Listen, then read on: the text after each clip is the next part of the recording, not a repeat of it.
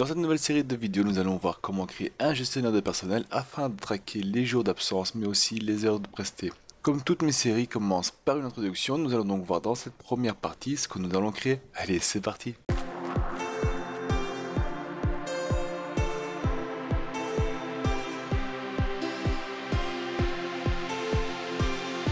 Donnez-moi votre avis sur ce cours avec une note de 1 à 10 dans les commentaires. N'oubliez pas de vous abonner afin de ne rater aucune sortie et pensez à liker cette vidéo. Bonjour tout le monde, je suis Daniel et je vous souhaite la bienvenue sur la chaîne derrière. Donc nous allons créer un gestionnaire du personnel et le résultat final ressemblera plus ou moins à ce que je vais vous montrer ici. Donc première chose que nous allons créer, donc ce sera une base de données pour nos travailleurs. Donc ici nous allons pouvoir afficher les noms et ouvriers ou employés, c'est à vous de voir avec toutes les informations besoin. Donc ça on va encore créer aujourd'hui. Puis nous allons créer un petit booking. Donc le petit booking va servir à quoi? Ça va nous servir à planifier donc les congés et les jours de récup pour une certaine année. Donc on peut voir ici, Daniel, j'ai planifié 2017 18 jours RTT et 22 jours de vacances et ça pour tout le monde. J'ai fait ça, mais ça vous pouvez planifier donc l'année prochaine et par la suite nous allons utiliser cela pour voir les accumuler et voir combien il en manque. Puis nous allons nous attaquer donc à la base de données, donc la base de données qui est ici. Cette base de données est un peu particulière car elle va faire tous les calculs. On va donc afficher l'heure de départ, l'heure de fin. Nous allons afficher donc aussi les pauses, début de fin de pause et ça va calculer donc le temps de travail effectué et aussi voir si nous avons des heures supplémentaires ou des heures inférieures à ce qu'on aura dû prester ici. Tout ceci sera donc visible sur un petit aperçu comme on le voit ici. Donc ici on voit tout le monde. Donc si on met le mois de mars, on voit les ouvriers qui ont travaillé au mois de mars et qu'est-ce qu'ils ont eu comme prestation. Mois d'octobre, on voit ici, on voit les heures affichées dedans et les jours comme on connaît bien. Et le mois de novembre, on voit que tout cela fonctionne parfaitement. Et pour enregistrer donc les heures, ce qu'on va faire, comment enregistrer les heures, on va cliquer ici, un petit bouton ici registre, on va dessus. Ça va créer donc, ça va ouvrir un petit formulaire. Le petit formulaire va nous servir donc à planifier le tout. Donc on marque dedans Daniel par exemple, et je vais planifier, disons ici le mois d'octobre. Je vais mettre un temps de travail, donc le 9 du 10. Et alors, dire que j'ai commencé à 8 h et j'ai terminé à 16 h. On n'est pas obligé de mettre les heures de pause, ce n'est pas obligatoire. Si on les met dedans, il va les prendre en compte et il va retirer les heures de pause du temps de travail qui se trouve entre. Si on le fait pas, ça veut dire que les pauses sont compris, on va dire, dans le temps de travail.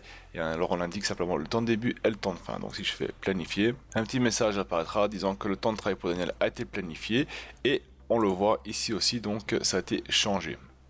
Là, le formulaire s'est initialisé, ça remet nouveau à 0. Maintenant, si je vais faire, pour la même période, donc je vais faire Daniel de nouveau. Cette fois-ci, je vais planifier des RTT. Voilà, réduction de temps de travail.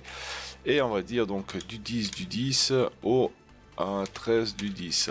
Voilà, et on fait planifier. Et là, donc l'absence de Daniel est planifiée. Et on peut voir que le RTT a été bel et bien placé dans les cases besoin. Donc c'était le 10 jusqu'au 13. Tout a été mis dedans, c'est parfait. Par la suite, nous allons donc créer une page individuelle. Donc on va créer un aperçu individuel. Donc ça sert à quoi? Là, quand je vais cliquer sur afficher, il va m'afficher toutes les données de Daniel sur l'année 2017 ici dans le cadre, dans le petit cadre qui se trouve ici. Donc là, si on descend, on va voir tout ce qui était planifié. On peut voir les derniers qu'on a mis dedans. Donc les temps de travail, le 9, on a placé dedans. On a placé dedans les RTT, donc le temps de réduction. Le 10, le 11, le 12 et le 13 ont été planifiés dedans. Maintenant, si je vais voir spécifiquement sur tout un mois, donc je mets ici, on va dire le mois d'octobre, le 10, affiché. Il va afficher uniquement tout du mois d'octobre. Donc on n'a rien de novembre, rien du tout. Donc on a seulement le mois d'octobre. Donc si on peut vraiment voir donc un aperçu par personne même, donc par individuel, on peut voir les vacances ou les prestations qu'il y a eu durant le mois. Maintenant, ce qu'on peut faire aussi, donc, c'est d'aller filtrer. Donc, on voit ici, il y a des heures supplémentaires dedans, il y a des jours de récup dedans et des maladies. Maintenant, si je veux qu'il m'affiche uniquement les heures supplémentaires, on peut le faire ici. On vient dessus, on clique heures supplémentaires. Donc, pour le mois d'octobre, il va montrer les heures supplémentaires. On peut demander d'afficher uniquement les vacances. Il n'y en a eu aucun. On peut demander les temps de réduction qui sont là, les 4, les maladies uniquement dans le mois, qui sont ici. Et bien sûr, si on enlève donc le mois, et on demande donc de voir les vacances partout, on voit qu'en novembre, j'ai eu 2 jours de vacances. Si je demande de voir les maladies partout, ben, on voit le mois d'octobre dedans. Si on demande de voir toutes les heures supplémentaires, on voit au mois de novembre j'ai fait 30 minutes d'heures supplémentaires, au mois d'octobre j'ai fait 30 minutes d'heures supplémentaires. Les heures qui manquent, donc les négatifs, s'afficheront aussi en novembre, moins 3 heures. Ici nous avons donc un petit récapitulatif, donc on voit en total 2017, j'ai pris donc 2 jours de vacances, j'ai pris 4 jours de réduction de temps de travail et 4 jours de maladie. Ce qui me reste donc selon ce qui m'a été accordé pour 2017, plus que 20 jours de vacances et 14 jours de temps de récupération. Alors ci-dessous on voit donc total 2017, on voit les heures prestées en 2017 jusqu'à maintenant, donc de janvier jusqu'à maintenant. Total supplémentaire et le total qui manque, qui se trouve là. Et il s'appelle la solde, donc ici on voit la solde qui me reste pour 2017. Donc si je veux clôturer l'année correctement, j'ai besoin donc de travailler 2 heures en plus à la fin de l'année. Ici on a le petit message qui s'affiche total 1, c'est pas s'il n'y a aucun mois qui est sélectionné, tandis que si je sélectionne un mois, on va dire le mois du 10 octobre, voilà, on voit ce qui a été cumulé pour le mois d'octobre même. On voit qu'en mois d'octobre, on a eu 4 récup et 4 maladies. On a presté en total pour le mois d'octobre 64 heures et demie. On a eu 30 minutes d'heures supplémentaires, donc la solde pour le mois d'octobre était de plus 30 minutes. Voilà, donc je propose de clore cette vidéo en créant déjà la page de travail, donc la page travailleur.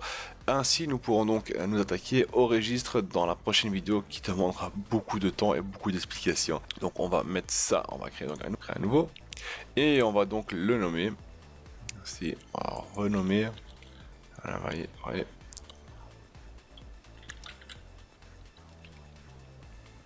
On va le nommer employé, comme ça. Hop. Et qu'est-ce qu'on va faire dans employé? On va se positionner ici, on aura donc besoin d'un nom. On a besoin d'un nom, on a besoin d'une adresse. On a besoin d'un code postal, une ville, numéro fixe, voilà, portable, une adresse, mail, voilà, et le status, pas obligatoire, mais c'est toujours pas mal de savoir s'il est encore actif ou pas actif, voilà. Hop, on va mettre un plus gros. On va sélectionner cela et on va donc y insérer un tableau. Voilà, on va l'agrandir un peu, 14.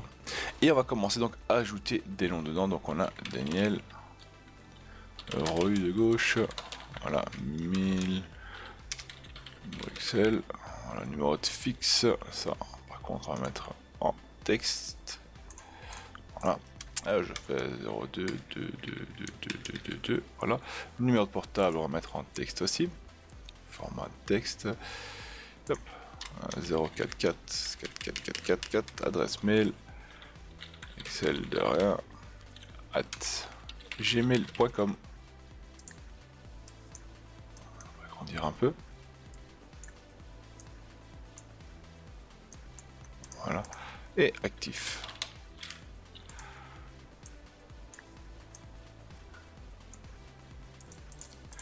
Vous pouvez aussi créer un formulaire si vous le souhaitez. Vous pouvez créer un formulaire qui va donc remplir le tout ici dedans automatiquement. Donc au lieu de venir manuellement, de l'ajouter automatiquement dedans. Ça vous pouvez le faire aussi.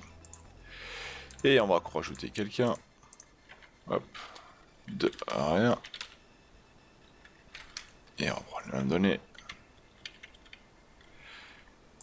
Et on va donc ajouter encore quelqu'un. Jol.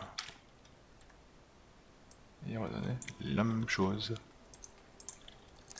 Alors on va sélectionner les noms qui se trouvent là et on va donc nommer ça nom. Voilà, donc cette première partie se termine. Je sais, ce n'est pas grand chose, c'est seulement l'introduction, mais vous allez déjà voir ce qu'on va faire dans les prochaines vidéos et je vous vois dans la prochaine vidéo. Allez, salut tout le monde!